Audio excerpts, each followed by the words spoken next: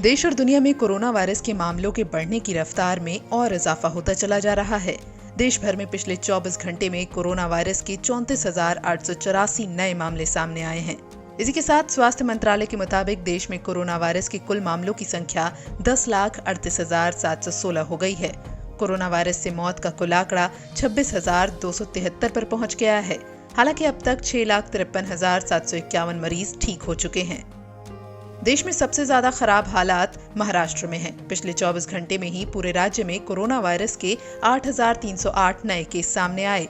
अब राज्य में कोरोना के कुल संक्रमितों की संख्या 2,91,048 हो गई है। वहीं कोरोना वायरस से सबसे ज्यादा मामलों में मुंबई ही सबसे आगे है, जहां कुल केस की संख्या 99,000 के पार पहुंच गई है। लेकिन पुणे में भी अब जिस रफ्तार से मामले बढ़ रहे हैं वो डराने वाले हैं। यहाँ मामले 50,000 के करीब पहुंच चुके हैं। हालांकि एक गौर करने वाली बात यह है कि यहाँ भले ही तेजी से मामले बढ़ रहे हों, लेकिन रिकवरी रेट अच्छा है।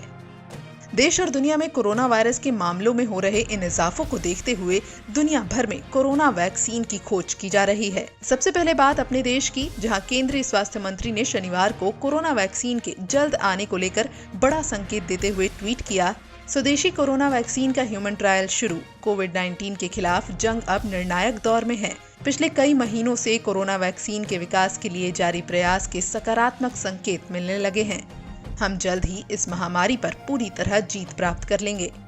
बता दें कि भारत में 2 वैक्सीन कैंडिडेट ह्यूमन ट्रायल में हैं। भारत के 2 वैक्सीन कैंडिडेट हैं कोवैक्सीन और जाइकोव-डी। लेकिन भारत के अलावा दुनिया भर के वैक्सीन डेवलपमेंट और रिसर्च को लेकर अपडेट्स पर एक नजर डालते हैं।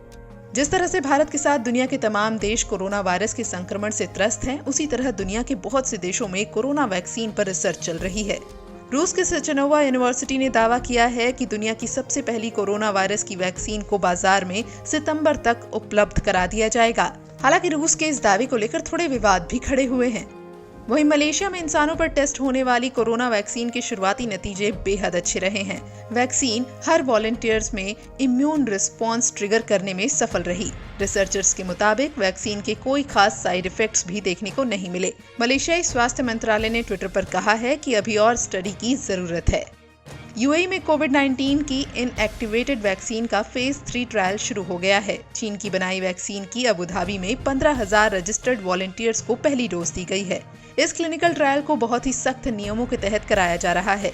चीनी कंपनी का दावा है कि 28 दिन के अंदर 2 बार इस वैक्सीन की डोज देने पर 100% लोगों में एंटीबॉडीज डेवलप हुए। ये जानकारी चीन की सरकार द्वारा संचालित समाचार पत्र पीपुल्स डेली ने अपने ट्विटर हैंडल से ट्वीट कर दी है। वहीं ब्रिटेन की ऑक्सफोर्ड यूनिवर्सिटी की कोरोना वैक्सीन का ह्यूमन ट्रायल सफल होने की खबर है। ऑक्सफोर्ड यूनिवर्सिटी के अलावा लंदन के इंपीरियल कॉलेज की वैक्सीन भी इंसानों पर ट्रायल के दूसरे दौर में पहुंच गई है। वैज्ञानिकों का दावा है कि पहले चरण में वैक्सीन ने अच्छा प्रभाव दिखाया है। उधर अमेरिका की दवा company Moderna corona virus vaccine के लेट स्टेज ट्रायल की तैयारी कर रही है। कंपनी के अनुसार 27 जुलाई के आसपास लेट स्टेज ट्रायल शुरू किया जा सकता है। और बुधवार को अमेरिकी राष्ट्रपति ट्रंप ने भी वैक्सीन को लेकर जल्द अच्छी खबर आने का ट्वीट भी किया था। बता दें कि अमेरिका में कोरोना वायरस ने सबसे ज्यादा तबाही मचाई है। अमेरिका में कोरोना वायरस से संक्रमित लोगों की संख्या 37 लाख के करीब पहुंच चुकी है।